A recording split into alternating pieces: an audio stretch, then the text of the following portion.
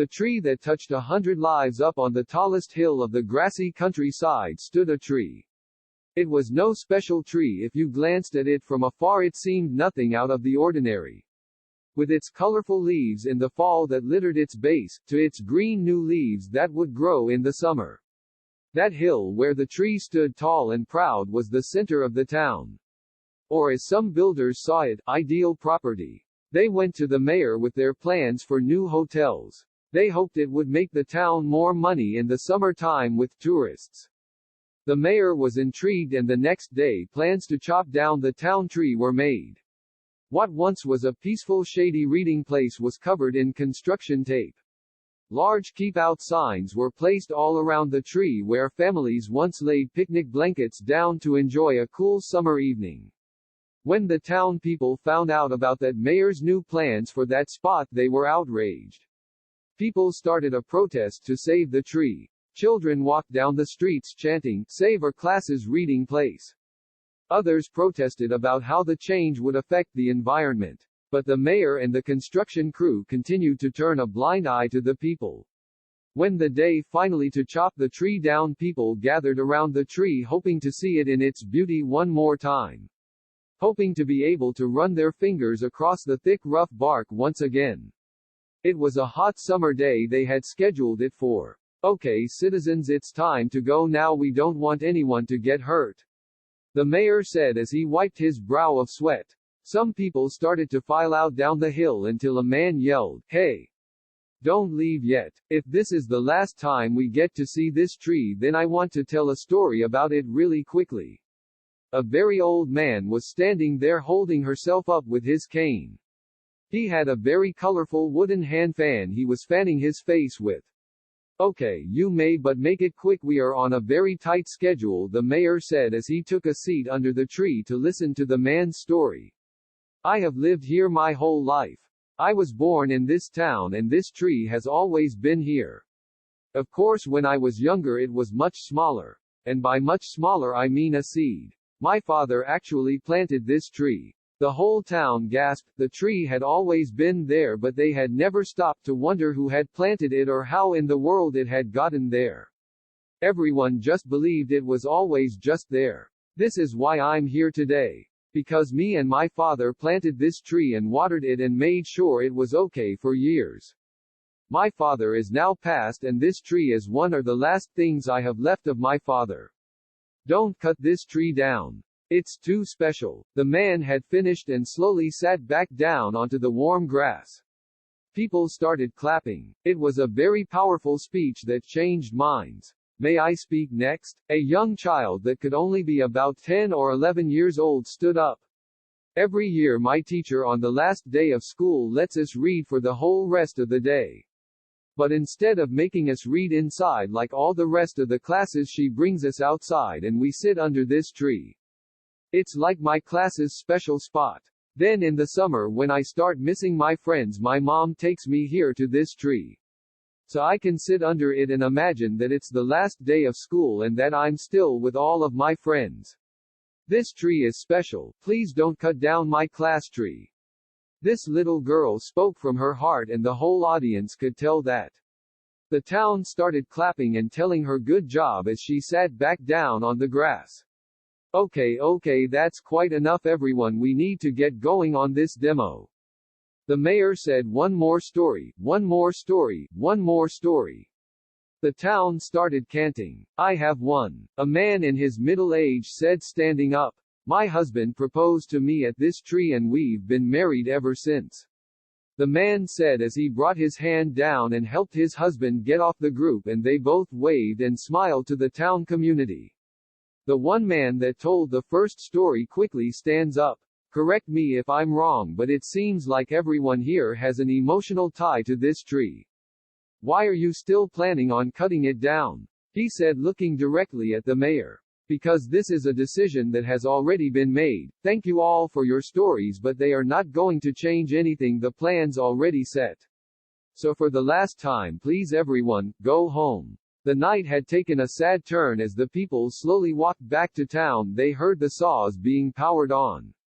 At exactly 2:00 p.m. the town shook with a thud. The tree that had stood in town for over 70 years had been cut to the ground. People cried as they saw that their town's skylight would never look the same. Children huddled together talking about all the good times that tree had given their class. But there was one person that didn't cry or say a word. Cây cảm động trăm đời trên ngọn đồi cao nhất của miền quê cỏ mọc một cái cây. Nó không phải là một cái cây đặc biệt, nếu bạn nhìn từ xa nó có vẻ như không có gì khác thường. Với những chiếc lá đầy màu sắc vào mùa thu rải rác ở gốc đến những chiếc lá mới xanh tươi sẽ mọc vào mùa hè. Ngọn đồi nơi có cái cây sừng sững và kiêu hãnh là trung tâm thị trấn. Hoặc như một số nhà xây dựng đã thấy nó, tài sản lý tưởng, họ đến gặp thị trưởng với kế hoạch về khách sạn mới. Họ hy vọng nó sẽ giúp thị trấn kiếm được nhiều tiền hơn vào mùa hè với khách du lịch. Thị trưởng đã bị hấp dẫn và ngày hôm sau kế hoạch chặt cây thị trấn đã được thực hiện. Những gì từng là một nơi đọc sách râm mát yên bình được bao phủ trong băng xây dựng. Những tấm biển lớn được đặt xung quanh cái cây, nơi gia đình từng trải chăn dã ngoại để tận hưởng một buổi tối mùa hè mát mẻ. Khi người dân thị trấn phát hiện ra kế hoạch mới của thị trưởng cho địa điểm đó, họ đã rất phẫn nộ. Mọi người bắt đầu biểu tình để cứu cây, trẻ em xuống đường hô vang, lớp học đọc là nơi lưu giữ. Những người khác phản đối về việc thay đổi sẽ ảnh hưởng đến môi trường như thế nào. Nhưng thị trưởng và đội xây dựng vẫn tiếp tục làm ngơ trước người dân. Cuối cùng khi đến ngày chặt cây, mọi người tập trung quanh cây với hy vọng sẽ được nhìn thấy vẻ đẹp của nó một lần nữa. Hy vọng một lần nữa có thể lướt ngón tay trên lớp vỏ xù xì dày cộp. Đó là một ngày hè nóng nực mà họ đã lên lịch cho nó. Được rồi, các công dân đã đến lúc phải đi.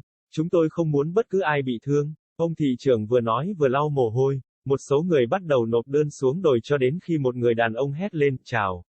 Đừng rời đi, nếu đây là lần cuối cùng chúng tôi được nhìn thấy cái cây này thì tôi muốn kể một câu chuyện về nó thật nhanh. Một cụ già đang đứng đó chống gậy. Anh ấy có một chiếc quạt tay bằng gỗ rất sặc sỡ mà anh ấy đang quạt trên mặt.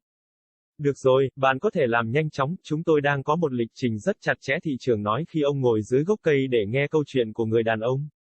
Tôi đã sống ở đây cả đời. Tôi sinh ra ở thị trấn này và cây này đã luôn ở đây. Tất nhiên khi tôi còn nhỏ thì nó nhỏ hơn nhiều. Và nhỏ hơn nhiều, ý tôi là một hạt giống. Cha tôi thực sự đã trồng cây này. Cả thị trấn há hốc mồm kinh ngạc, cái cây vẫn luôn ở đó nhưng họ chưa bao giờ ngừng tự hỏi ai đã trồng nó hoặc làm thế nào mà nó lại đến được đó. Mọi người chỉ tin rằng nó luôn ở đó. Đây là lý do tại sao tôi ở đây hôm nay. Vì tôi và bố tôi trồng cây này và tưới nước bảo đảm bao năm vẫn không sao. Cha tôi hiện đã qua đời và cây này là một trong những thứ cuối cùng tôi còn lại của cha tôi. Đừng chặt cây này, nó quá đặc biệt, người đàn ông đã hoàn thành và từ từ ngồi xuống bãi cỏ ấm áp. Mọi người bắt đầu vỗ tay. Đó là một bài phát biểu rất mạnh mẽ đã thay đổi suy nghĩ. Tôi có thể nói chuyện tiếp theo không? Một đứa trẻ chỉ có thể khoảng 10 hoặc 11 tuổi đã đứng lên. Mỗi năm, giáo viên của tôi vào ngày cuối cùng của trường đều cho chúng tôi đọc trong suốt thời gian còn lại trong ngày. Nhưng thay vì bắt chúng tôi đọc bên trong như tất cả các lớp còn lại, cô ấy đưa chúng tôi ra ngoài và chúng tôi ngồi dưới gốc cây này. Nó giống như điểm đặc biệt của lớp tôi. Sau đó, vào mùa hè khi tôi bắt đầu nhớ bạn bè, mẹ tôi đưa tôi đến cây này. Vì vậy, tôi có thể ngồi dưới nó và tưởng tượng rằng đó là ngày cuối cùng của trường học và tôi vẫn ở cùng tất cả bạn bè của mình. Cây này thật đặc biệt, xin đừng chặt cây của lớp tôi. Cô gái nhỏ này đã nói từ trái tim mình và tất cả khán giả đều có thể nói được điều đó. Thị trấn bắt đầu vỗ tay và nói với cô ấy việc tốt khi cô ấy ngồi xuống bãi cỏ. Được rồi, vậy là đủ mọi người, chúng ta cần để bắt đầu bản demo này. Thị trưởng nói một câu chuyện hơn, một câu chuyện thêm, một câu chuyện thêm. Thị trấn bắt đầu can tinh. Tôi có một người đàn ông ở tuổi trung niên đứng lên nói. Chồng tôi đã cầu hôn tôi tại cái cây này và chúng tôi đã kết hôn kể từ đó. Người đàn ông vừa nói vừa đưa tay xuống và giúp chồng xuống xe và cả hai cùng vẫy tay và mỉm cười với cộng đồng thị trấn. Người đàn ông đã kể câu chuyện đầu tiên nhanh chóng đứng lên. Hãy sửa cho tôi nếu tôi sai nhưng có vẻ như mọi người ở đây đều gắn bó tình cảm với cái cây này. Tại sao bạn vẫn định cắt giảm nó, anh ta nói đang nhìn thẳng vào thị trường. Bởi vì đây là một quyết định đã được thực hiện, cảm ơn tất cả các câu chuyện của bạn nhưng họ sẽ không thay đổi bất cứ điều gì kế hoạch đã đặt ra. Vì vậy, lần cuối cùng xin mọi người hãy về nhà. Màn đêm chuyển sang buồn bã khi mọi người từ từ đi bộ trở lại thị trấn và nghe thấy tiếng cưa được bật lên. Đúng 2 giờ chiều, thị trấn rung chuyển. Cái cây đã tồn tại trong thị trấn hơn 70 năm đã bị chặt xuống đất. Mọi người đã khóc khi họ thấy rằng cửa sổ trần của thị trấn của họ sẽ không bao giờ giống nhau. Bọn trẻ túm tùm kể về những khoảng thời gian tươi đẹp mà cái cây đó đã mang lại cho lớp chúng. Nhưng có một người không hề khóc hay nói một lời nào.